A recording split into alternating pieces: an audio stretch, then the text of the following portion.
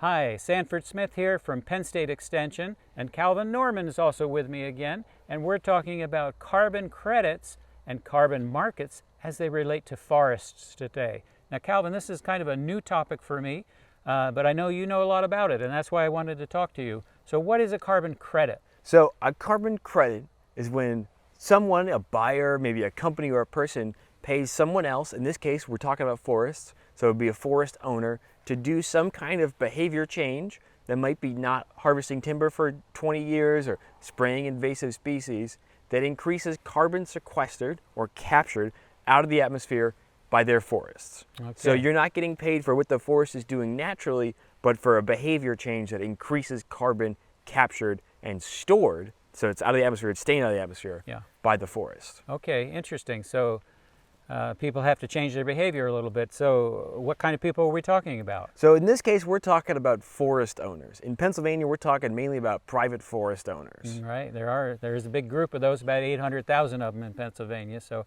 that's interesting. So you pay them a little bit or a lot, I don't know how much it is, but to enhance the growth in their forest so it captures more carbon from the air. Is that right? That is it exactly. Okay, so how do forest landowners get involved in this kind of stuff? Well, they can look it up. There's lots of ways to find different programs out there, but every carbon program is a little bit different from the next carbon program. So some of them work on a 20-year contract, some of them work on a 40-year contract. Some of them want you to harvest timber, some of them don't.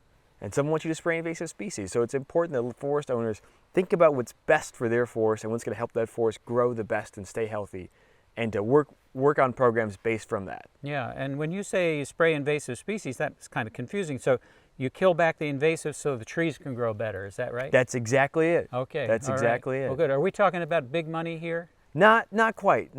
You're looking at about $4 to $10 per acre per year, and it's not always paid up front. Some of it they'll pay you a little bit up front and then more as the years go on. Some of it they pay you that amount at the end of the year. So it depends. Okay, kind of interesting. So forest landowners have an opportunity, don't they, to make a little money, maybe help pay the taxes or something? Maybe, yeah, maybe. Okay. Well, thank you, Calvin, for joining me today, and thank you folks for listening. Hope you learned a little bit about carbon credits and carbon markets.